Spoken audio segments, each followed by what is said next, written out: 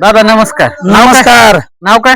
विलास भीमराव दडस, दडसवाडी आणि दडसवाडी करायला पाखरेचे मालक बोलतोय. बर बर. आता आपण दळसवाडीमध्ये सांगली जिल्ह्याचं शेवटचं टोक आहे. हो. तर आम्हाला येताना प्रचाराच्या 4-5 गाड्या आम्हाला दिसल्या. कशाची निवडणूक चालू आहे सध्या?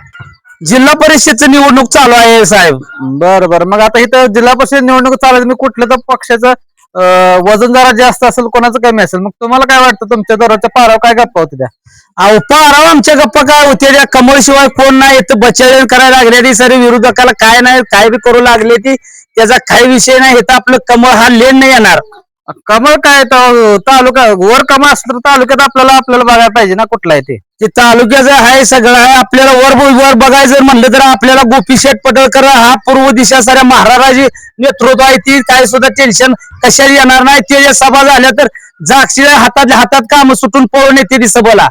आता आम्ही दिगंजीच्या हायवेवरून दडसवाडीला येताना आम्हाला रस्ते जरा दुरवस्था दिसले, असं वाटलं की गाडीचं पार्ट निघतात काय. तुम्ही कसं म्हणताय विकास केला इथं?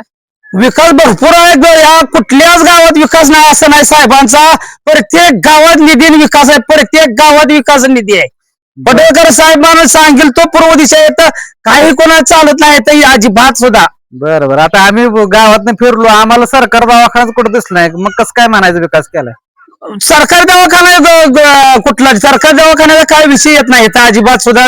दिगंची जवळ असल्यामुळे काय नाही त्याचं. दिघांचे पण लांब पडते, इमर्जन्सी तुम्हाला काय झालं तर लगेच बघायला नको का कोणी? अहो बघायला का प्रत्येक गाडी त्याचं काही सुद्धा विषय येत नाही तसला म्हणताना त्याला, आणि आमचा प्रश्न नाही तसला.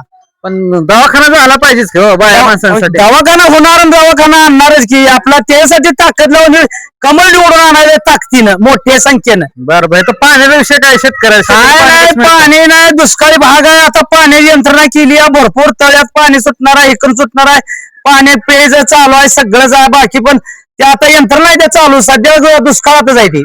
बरं बरं. आता शेताला पीक कुठलं आहे? शेताला काय मका, गहू, बाजरी, ज्वारी, द्राक्ष, काय इकडे तिकडे. मक्याला दर कसा आहे आता सध्या?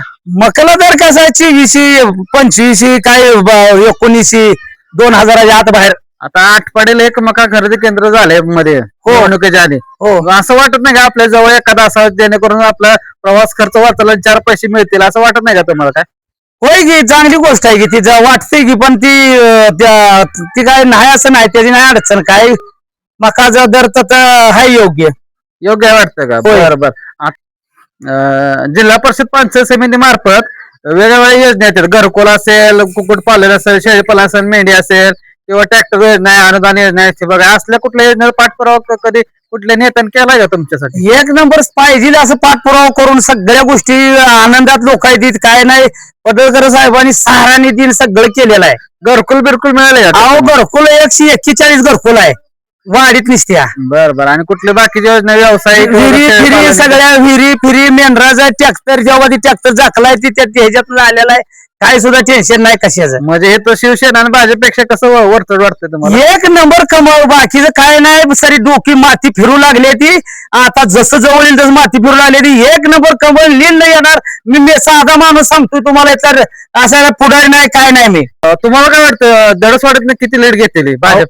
दडसवाडी आणि उंबरगाव 200 मताचं लीड घेणार म्हणून घेणार असं पूर्ण रोज चर्चा आहे आमची. आणि पूर्ण दिघांच्या गटातून भाजप किती लीड घेईल? 2000चं लीड. 2000चं म्हणजे भाजपाला पारड जड आहे म्हणायचं दिघांच्या गटात. लय जडन. आता एक दुसरा महत्वाचा प्रश्न विचारतो. दिघांची जिल्हा परिषद गटासाठी ओबीसी प्रवर्गातून पुरुषसाठी आरक्षण जाहीर होतं. दुसऱ्या पक्षानं कुणबीतनं फॉर्म भरून ओबीसीच्या जागेवर उमेदवारी केलेली आहे. तुम्हाला काय वाटतं, अन्याय झालाय का नाही झालाय?